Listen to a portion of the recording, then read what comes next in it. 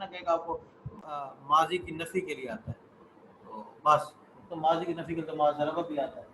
لم یفعل اور ما فعل میں فرق کیا ہے؟ تو ما فعل میں صرف آپ جسٹ خبر دیتے ہیں کہ اس نے نہیں کیا، اور لم یفعل کے ساتھ آپ ماضی کی نفی کرتے ہیں تو آپ تاکید کرتے ہیں کہ اس میں استطاعت اور صلاحیت.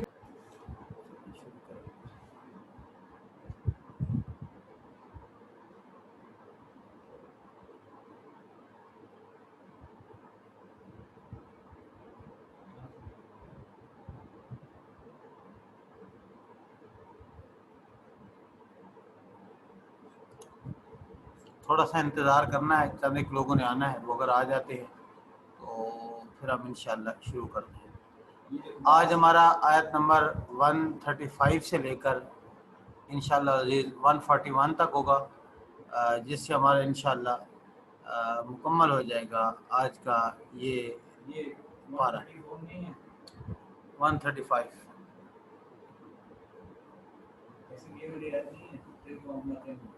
یہ کل ہونے کی تھی، یہ ہو گئی تھی ترجمہ سے.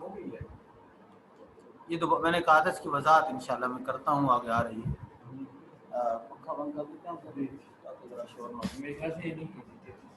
کر لی تھی، پھر یہ پھر اینڈ پہ آج پھر آ رہی ہے. میں نے صرف اس کا ترجمہ کیا تھا اور اس کی تشریح کے لیے آج پھر یہ آ رہی ہے. سب سے پہلے ہم تلاوت کر لیتے ہیں، اس کے بعد انشاءاللہ پڑھتے ہیں. اعوذ باللہ من الشیطان الرجیم، بسم اللہ الرحمن الرحیم. وقالوا كونوا هودا أو نصارى تهتدوا قل بل ملة إبراهيم حنيفا وما كان من المشركين. قولوا آمنا بالله وما أنزل إلينا وما أنزل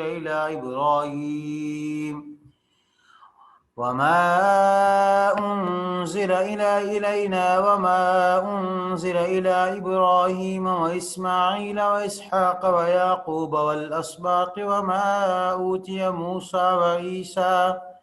وما أوتي النبيون من ربهم لم نفرق بين أحد منهم ونحن له مسلمون.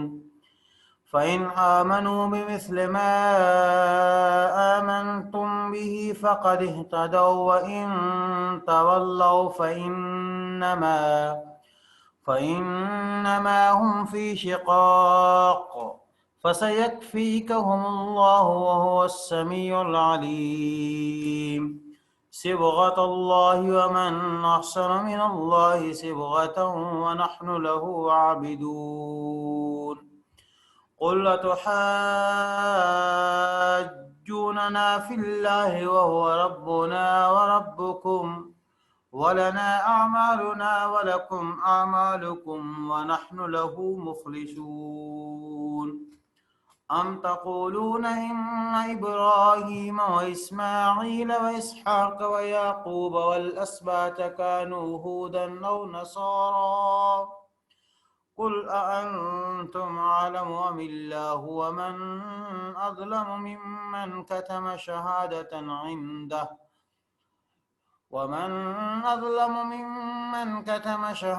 عنده من الله وما الله بغافل عما تعملون.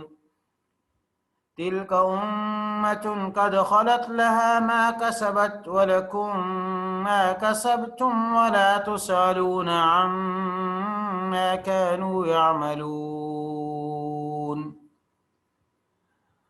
پہلے پارہ جو ہے وہ 141 آیات یعنی 151 آیات سورۃ البقرہ کی اور 7 آیات سورۃ الفاتحہ کی پر مشتمل ہے. آج یہ ہم آیات پڑھیں گے، ان کے پڑھنے کے ساتھ اللہ کی توفیق سے ہمارا پارہ نمبر 1 جو ہے وہ مکمل ہو جائے گا. وقالو، اور انہوں نے کہا، یہ ہم نے پڑھا ہوگا لفظ کونو، اس کا معنی تم ہو جاؤ، کونو کو معنی ہو جاؤ، ہودن یہودی، او یا نصارا عیسائی. میں نے بتایا تھا کہ ہودن یہودیوں کو یہودی کیوں کہا جاتا ہے، دو باتیں مشہور ہیں۔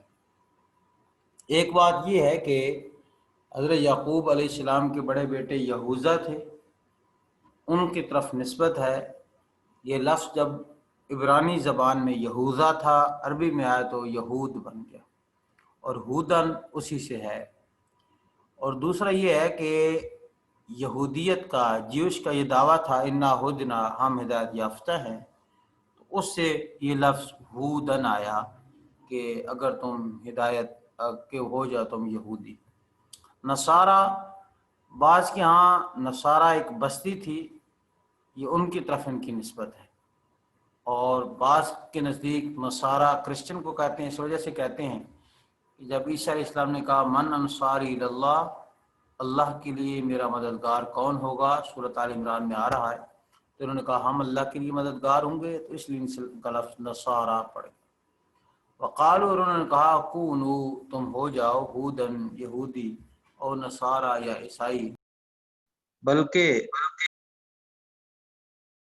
حضرت ابراہیم علیہ السلام کی ملت جو تھی وہ ہے صراط مستقیم کی۔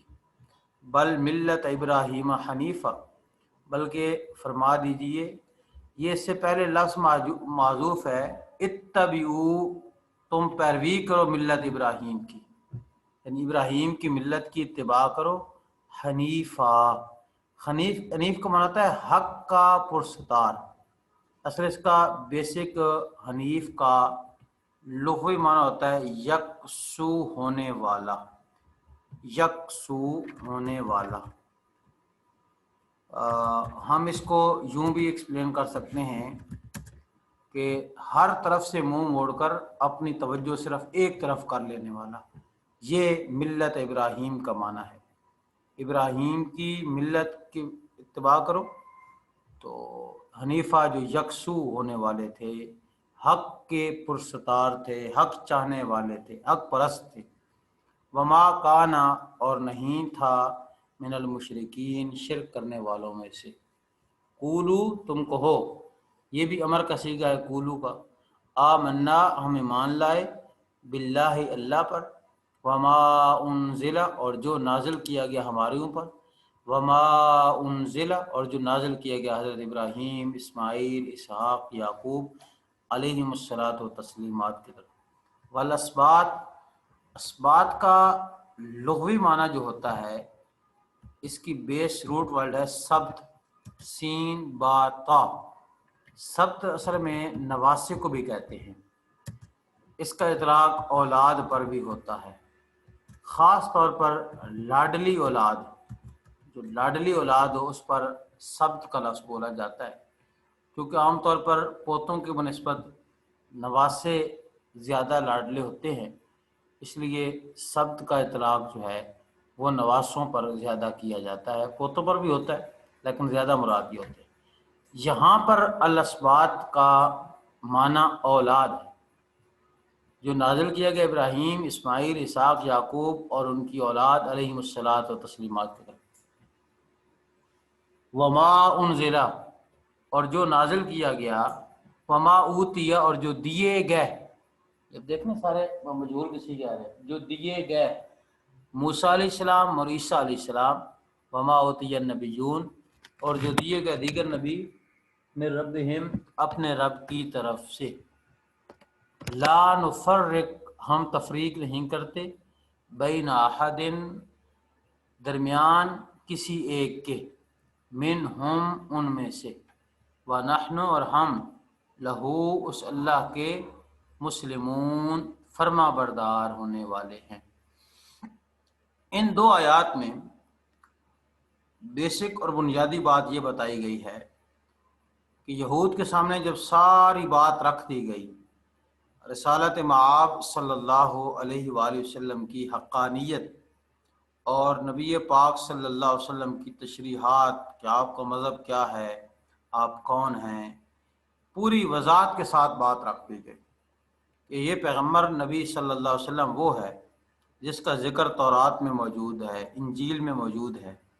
یہ پیغمبر وہ ہے جس کی دعا حضرت ابراہیم علیہ السلام نے کی تھی کہ اللہ اس بستی میں یہ نبی بھیج جو ان کی اصلاح کرے۔ اور یہ بالکل ان دعاؤں کا نتیجہ ہے جو حضرت ابراہیم اور حضرت اسماعیل علیہ السلام نے کی ہیں۔ اور پھر اس پیغمبر کی دعوت اور پیغمبر کی بات، پیغمبر کا مذہب، پیغمبر کی شریعت وہی ہے جو حضرت ابراہیم علیہ السلام کی ہے۔ ملت، مذہب، شریعت، طریقہ سارے مترادفات ہیں، تھوڑے بہت فرق ہے لیکن اصل بات میں کوئی فرق نہیں۔ دین، مذہب، ملت، شریعت یہ سب ایک ہے، اور یہ خود حضرت ابراہیم علیہ السلام کی ملت پر چلنے والا ہے، اور داعی ہے حضرت ابراہیم علیہ السلام کی ملت کا۔ اب کوئی چارہ کار نہیں بنتا کہ اس پیغمبر کا انکار کیا جائے عقلی طور پر۔ ہر آدمی جو معمولی سی عقل رکھتا ہے وہ غور و فکر کرے، بالخصوص یہود اور نصارہ، تو وہ تو مجبور ہے اس پیغمبر کو ماننے پر کہ ان کی کتابوں کے اندر یہ بات موجود ہے، لیکن وہ بجائے اس پیغمبر کو مانے انہوں نے اپنے اپنے فرقوں کے بارے میں یہ بات کہنا شروع کر دی ہے۔ یہودی کہتے ہیں یہودی ہو جاؤ ہدایت پا جاؤ گے، عیسائی کہتے ہیں عیسائی ہو جاؤ ہدایت پا جاؤ گے۔ نہیں، ہدایت تو ملت ابراہیمی کے ساتھ اللہ نے تورات انجیل میں رکھی ہے، اور اب ملت ابراہیمی کا اصل مبلغ اور داعی جناب رسول اللہ صلی اللہ علیہ وسلم ہے۔ یہ ایک بات ذکر کی جائے۔ یہاں سے آپ اسلام کی عالمگیریت دیکھیں، اسلام کی وسعت ظرف دیکھیں۔ اسلام کوئی تنگ نظر مذہب نہیں ہے کہ صرف اپنی بات مانیں۔ اسلام اپنے ایمان کا لیول دیکھیں اور ایمان کی وسعت دیکھیں۔ آپ یہ اعلان کیجیے، قولو، یہ مسلمانوں کو کہا گیا، کل ہوتا تو تو کہے ایک آدمی کے لیے۔ قرآن میں اکثر جناب رسول اللہ صلی اللہ علیہ وسلم کے لیے لفظ کل استعمال ہوا، آپ فرما دیجیے قولو، یہ جمع کا صیغہ امر کا، تم سب کہو اے مسلمانوں۔ تم ان کے جواب میں کہو، وہ کہتے ہیں جی یہودی بن جائیں، عیسائی بن جائیں، ہم کو ہم تو اللہ پر ایمان لاتے ہیں۔ پھر اللہ پر ایمان لانے کا مقتضا، تقاضا، ڈیمانڈ یہ ہے اللہ پر ایمان لانے کی کہ جو چیز اللہ نے نازل کی ہے اس پر ایمان لایا جائے۔ اب اللہ نے ہماری طرف بھی کتاب نازل کی ہے، پیغمبر کے ذریعے حدیثیں نازل کی ہیں، ہم ان پر بھی ایمان رکھتے ہیں۔ اور جو کچھ نازل ہوا پہلے پیغمبروں پر، کچھ کے نام لے کر بتا دیے گئے جو پیغمبر مشہور تھے، اور جو غیر مشہور تھے ان کو وما اوتی النبیون میں اجمالاً ذکر کر دیا گیا۔ والاسباط کے اندر حضرت ابراہیم کی ساری اولاد میں جتنے نبی آئے ان سب کا ذکر کر دیا گیا۔ ہم تو سب نبیوں پر ایمان لا رکھتے ہیں۔ لا نفرق بین احد منہم، جملے کا مفہوم یہ ہے کہ ہم ایمان لانے اور ایمان نہ لانے میں تفریق نہیں کرتے کہ کچھ نبیوں پر ایمان لے آئیں کچھ پر نہ لائیں، نہیں، ایسے نہیں۔ ہم تو ہر نبی کیوں پر ایمان رکھتے ہیں، ہر نبی کی تعلیمات کو برحق سمجھتے ہیں کہ اپنے اپنے زمانے میں برحق تھیں وہ نبی کی تعلیمات۔ اب نبی آخر الزمان صلی اللہ علیہ وسلم کی تعلیمات وہ صرف برحق ہے، باقی پیغمبروں کی ساری تعلیمات اول تو باقی نہیں رہیں، جو باقی ہیں وہ منسوخ ہو چکی ہیں، وہ باقی نہیں رہیں، لہذا اب ان کے اندر کوئی ایسی بات نہیں باقی بچی۔ تو ہم اللہ کے فرما بردار ہیں، ہمارا تو یہ دعویٰ ہے، لہو، ہو ضمیر کا مرجع اللہ ہے، ہم اس کے لیے یعنی اس اللہ کے لیے فرما بردار ہیں، تابع دار ہیں، ہمارا تو یہ دعویٰ ہے۔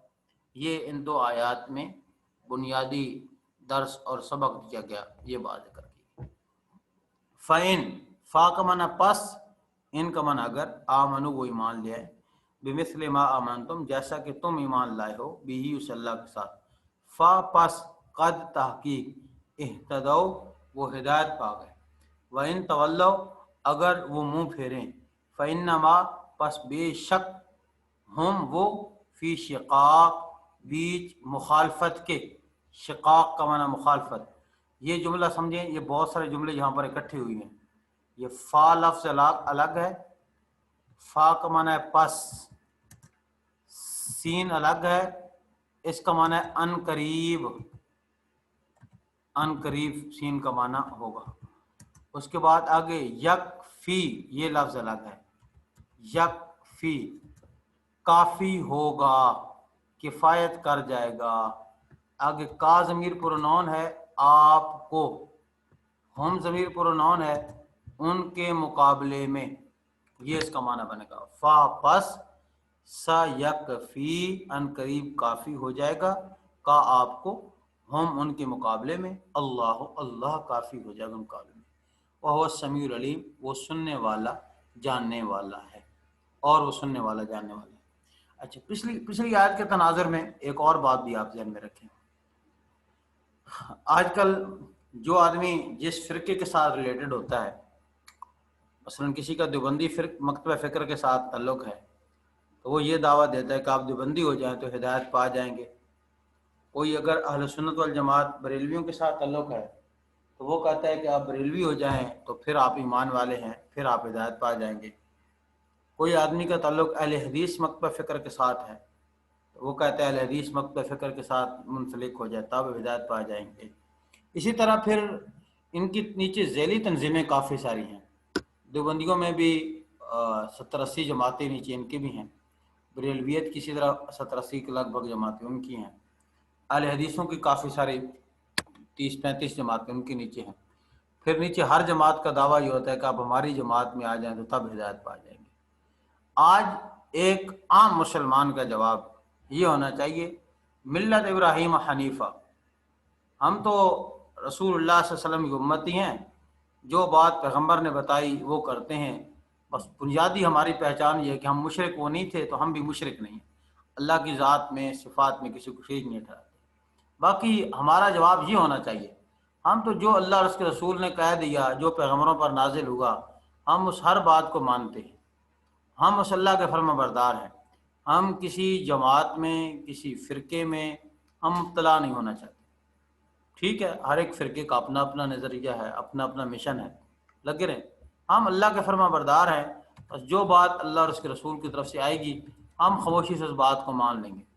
اور یہ نجات کا سب سے آسان ترین طریقہ ہے، الجھن سے بچنے کا سب سے بہترین طریقہ یہ ہے کہ جو بات جہاں سے اچھی لگے، دیوبندیت سے لگے، بریلویت سے لگے، اہل حدیثوں سے لگے، جو بات قرآن و سنت کے مطابق جہاں سے ملے اس کو آدمی لے لے اور خاموشی سے قرآن و سنت کی بات کو مان لے۔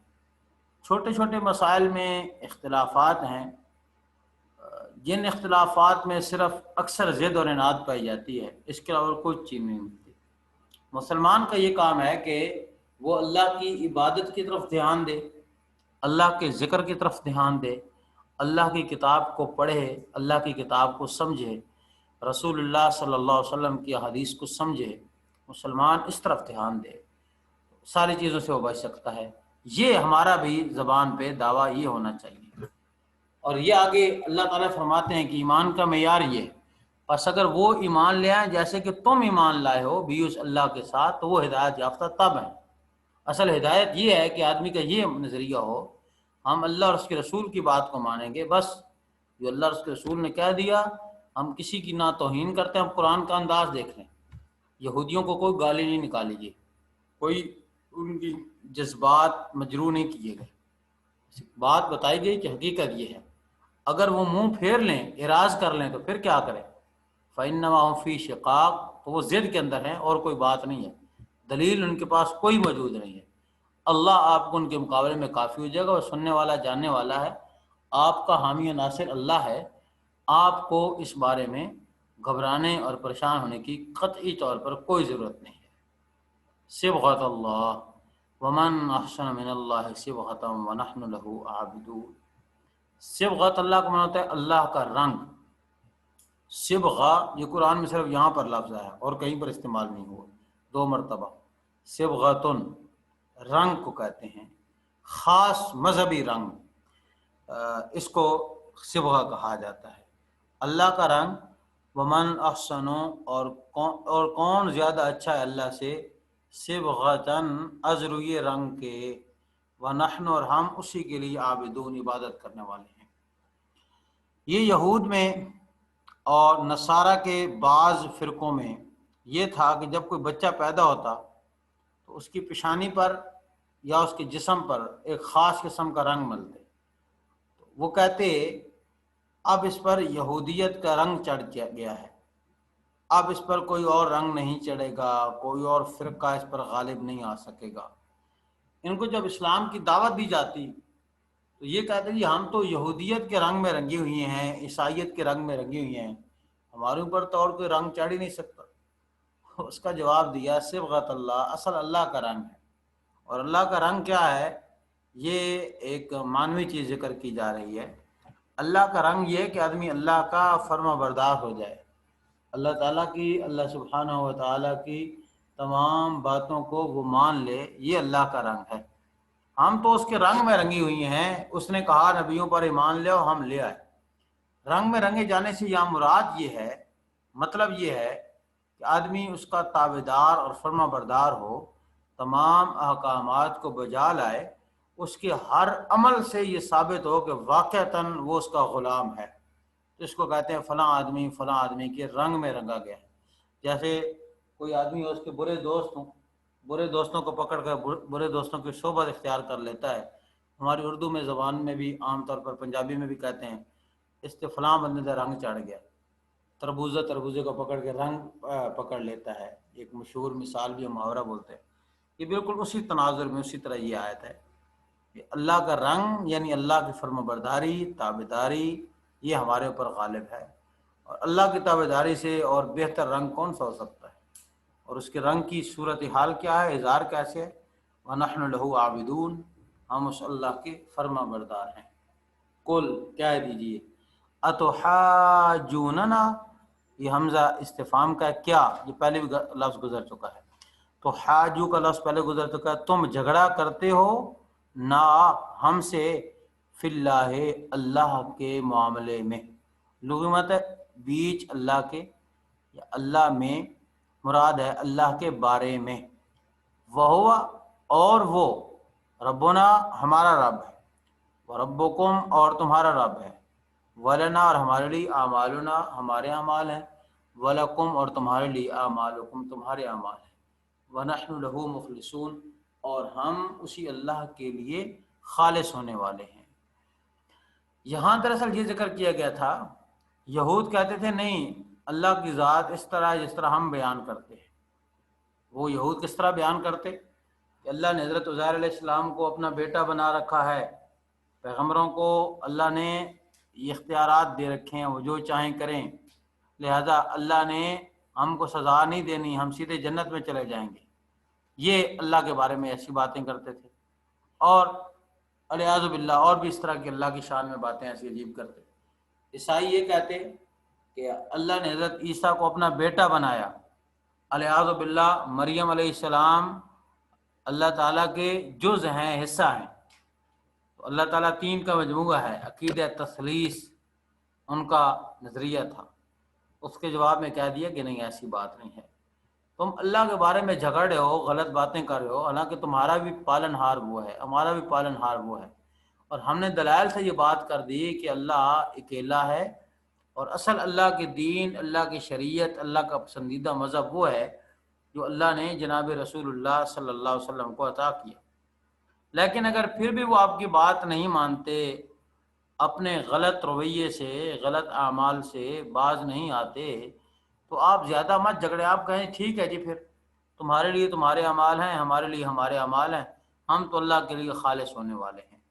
آج کے دور میں یہ آیت ہمارے لیے اس طرح مفید ہے، بعض اوقات لمبی چوڑی مذہبی مباحث چھڑ جاتی ہیں جن کا کوئی نتیجہ نہیں نکلتا، فضول بحثیں چھڑ جاتی ہیں، اس میں آدمی کو مزید کسی بحث میں الجھنا نہیں چاہیے، بلکہ جب بات الجھنے کی صورت میں جائے تو یہ کہنا چاہیے بھائی آپ دین کے بارے میں جھگڑا کرتے ہیں، حالانکہ تمہارا دین بھی یہی ہے، ہمارا دین بھی یہ ہے، ٹھیک ہے، میں نے تو آپ کے سامنے بات رکھ دی، اللہ اور اس کے رسول کس طرح مجھے سمجھ آئی، بات یہ تھی، باقی قیامت والے دن اعمال کا پتہ چل جائے گا، ہمارے لیے ہمارے اعمال ہیں، تمہارے لیے تمہارے اعمال ہیں، ہم تو کوئی کسی مفاد پر مبنی بات نہیں کر رہے تھے، ہم تو خالص اللہ کی رضا کے لیے بات کر رہے تھے، اسی کے لیے خالص تھے، اسی کی رضامندی کے لیے کہ اللہ راضی ہو جائے، اس کے لیے یہ بات کر رہے تھے، ہمارا تو کوئی بنیادی طور پر ایسا ویسے سچ کوئی ایسی بات ہے ہی نہیں جھگڑنے والی، بس ٹھیک ہے، ہم نے اللہ کے لیے بات یہ سمجھی تھی، تمہیں کر دی، آگے تمہارا کام ہے مانے نہ مانے۔ ام تقولون، کیا تم کہتے ہو، ان ابراہیم، بے شک ابراہیم، اسماعیل، اسحاق، یعقوب اور اولاد، کانو تھے، ہودن یہودی تھے، اب دیکھیوں پر لفظ ہے کونو، وہ امر تھا تم ہو جاؤ. اب یہ یہاں پر ماضی ہے کہ وہ تھے ہودن یہودی او نصارا یا عیسائی. یہ ہر ایک جماعت کا یہ دعویٰ تھا. قرآن مجید میں ایک اور مقام پر آگے آ رہا ہے. یہودی کہتے تھے حضرت ابراہیم علیہ السلام یہودی تھے، عیسائی کہتے تھے حضرت عیسیٰ علیہ السلام عیسائی تھے. یہ ان کے دعویٰ تھے. قل آپ یہ جواب دیجیے انتم کیا تم عالم زیادہ جانتے ہو ام اللہ یا اللہ زیادہ جانتا ہے. ومن اور کون ازلم بڑا ظالم ہے ممن اصل میں لفظ تھا من کا معنی سے، من کا معنی جو شخص، کتما چھپائے، کتمان سے لفظ پڑھا تھا آپ نے، یکتمون کا لفظ پڑھا تھا، یہ کتما کا لفظ اسی سے ہے. قتم روٹ ورڈ قتم کاف تا میم ہے، اس سے یکتمون لفظ آیا تھا. تم چھپاتے، وہ چھپاتے ہیں، تکتمون تم چھپاتے ہو. جو چھپائے شہادتاً گواہی کو، اندہو اس کے پاس، من اللہ اللہ کی طرف سے گواہی ہو، پھر وہ شہادت کو چھپائے. آگے فرمایا وما اللہ اور نہیں اللہ تعالی غافل بے خبر، اما یہ لفظ تھا ان ما، ان کا معنی سے، ما کا معنی جو، تعملون کا معنی تم عمل کرتے ہو. ایک دفعہ میں محاورہ ترجمہ کرتا ہوں پھر وضاحت کر دیتا ہوں. ام تقولون کیا تم کہتے ہو، ان ابراہیم بے شک ابراہیم اور اسماعیل اور اسحاق اور یعقوب اور ان کی اولاد علیہم الصلاۃ والتسلیمات وہ یہودی تھے، یا عیسائی کہتے ہیں وہ عیسائی تھے. قل آ فرما دی انتم عالم ام اللہ کیا تم زیادہ جانتے ہو یا اللہ. اور کون بڑا ظالم ہے اس شخص سے جو شہادت کو چھپائے، اس کے پاس شہادت ہو اللہ کی طرف سے، اور اللہ تمہارے اعمال سے بے خبر نہیں ہے. یہاں بتایا گیا تمہارے یہ دعوے غلط ہیں کہ وہ ابراہیم علیہ السلام یہودی نصارہ تھے. یہ سارے مسلک یہودیت عیسائیت تو ابراہیم علیہ السلام کے بعد ہے. وما انزلت التوراۃ والانجیل الا من بعد افلا تعقلون. تورات انجیل تو حضرت ابراہیم علیہ الصلوۃ والسلام کے بعد نازل ہوئی، کیا تمہارے اندر عقل نہیں ہے. یہ سورۃ آل عمران کی آیت نمبر 67 دیکھا. ما کان ابراہیم یہودین، ابراہیم علیہ السلام یہودی نہیں تھے، ولا نصرانین عیسائی نہیں تھے، ولیکن کان حنیفا مسلمہ لیکن حق کے پرستار مسلمان تھے اور مشرکوں میں سے نہیں تھے. ان اول الناس بابراہیم الذین اتبعوہ بے شک ابراہیم کے زیادہ حقدار قریبی وہ لوگ ہیں جنہوں نے اتباع کی اس کی، اور یہ نبی اور جو لوگ ایمان لائے. اللہ مومنوں کا دوست ہے. یہ یہاں پر تعلیمات بنیادی طور پر دی گئی. یہاں پر بھی اسی تناظر کے اندر اللہ تعالیٰ نے بات کی کہ تمہارے جو دعوے ہیں یہ تمہارے دعوے سارے کے سارے غلط ہیں. سیدنا ابراہیم علیہ الصلوۃ والسلام کے بارے میں جو تمہارا دعویٰ ہے یہ غلط ہے. ہاں اگر ایسی کوئی بات ہوتی، ابراہیم یہودی یا عیسائی ہوتے تو ضرور اللہ نے پیغمبر کو خبر دی ہوتی. اب پیغمبر کے پاس شہادت ہے تو کہا پیغمبر شہادت کو چھپا رہا ہے. یہ تو ظالموں کا کام ہوتا ہے. اور اللہ تمہارے اعمال سے بے خبر نہیں، اس کو سارا معلوم ہے تم کس بنیاد پر، کس نظریے پر یہ دعوے کر رہے ہو. اور تمہیں بھی خود بھی معلوم ہے یہ ہمارے دعوے بغیر کسی دلیل کے ہیں، اور یہ دعوے ہمارے حق پر مبنی نہیں، یہ ہمارے دعوے غلط ہیں. یہ ذکر فرما دیا گیا. آج کے تناظر میں اس آیات کو دیکھیں. بہت سارے اختلافات خواہ مخواہ کے ہوتے ہیں. لوگ جناب کہنا شروع کر دیتے ہیں ایسے ہے ایسے ہے، فلاں ہمارے ساتھ فلاں ہمارے ساتھ. آپ ان سے یہ بات کہیں کیا رسول اللہ صلی اللہ علیہ وسلم، حضرت بکر صدیق رضی اللہ تعالیٰ عنہ، حضرت عمر، حضرت عثمان، حضرت علی، حضرت امام حسن، حضرت امام حسین رضوان اللہ علیہ مجمعین، یہ اتنی بڑی ہستیاں گزری ہیں، کیا یہ دیوبندی تھے، بریلوی تھے، یہ کیا تھے بتائیں آپ، اہل حدیث تھے؟ ایسا کچھ بھی نہیں تھے. یہ سارے کے سارے اللہ کے دین کے داعی تھے جو اللہ کے احکامات آئے تھے ان احکامات کو ماننے والے تھے. اور اللہ تعالیٰ کے احکامات بالکل واضح اور ظاہر ہیں. ان احکامات، ہمارا کام بھی یہ ہے کہ ہم بھی ان احکامات کو، اللہ تعالیٰ کے احکامات کو مانیں، نہ کہ ہم فضول قسم کے جھگڑے کریں. تلک امۃ قد خلت لہا ما کسبت، یہ ایک بنیادی آیت ہے. تل کا یہ تل کا، اولائے کا، ذالے کا، ان کا تقریباً معنی ایک جیسا ہوتا ہے۔ ذالے کا مذکر کے لیے آتا ہے، تل کا مؤنث کے لیے آتا ہے، اس میں اشارہ ہے۔ یہ امتن ایک امت ہے، جماعت ہے، گروہ ہے، یہ سارے معنی امت کے۔ قد خلط تحقیق، خلط کا معنی گزر چکی ہے، لہا اس کے لیے، ما کسبت جو اس نے کمایا، ولکم اور واسطے تمہارے، ما کسبتم جو تم نے کمایا، ولا تسألون اور نہیں سوال کیا جائے گا۔ مجھول کا صیغہ، تسألون ہوتا تم سوال کرتے ہو، ولا تسألوا عن اشیاءکم پیچھے لفظ آیا، نبی سے سوال نہ کرو، تسألو نہیں سوال کیا جائے گا، نہیں تم سوال کیے جاؤ گے، اما کانوا یعملون اس سے جو وہ عمل کرتے تھے۔ اس آیت میں اللہ تعالیٰ نے ایک بڑی قیمتی اور بنیادی نصیحت کی جو انسان کے ہر وقت پیش نظر رہنی چاہیے۔ سابقہ لوگ جو گزر چکے ہیں ان کے بارے میں ہم سے سوال نہیں کیا جائے گا، وہ کیا کرتے رہے کیا نہیں کرتے رہے۔ اس لیے کسی کے بزرگوں پر، کسی کے اکابر پر، خواہ کسی بھی مکتب فکر کے ہوں، تان کرنا، فتوے لگانا، گالیاں دینا، یہ اسلام کا مزاج نہیں ہے۔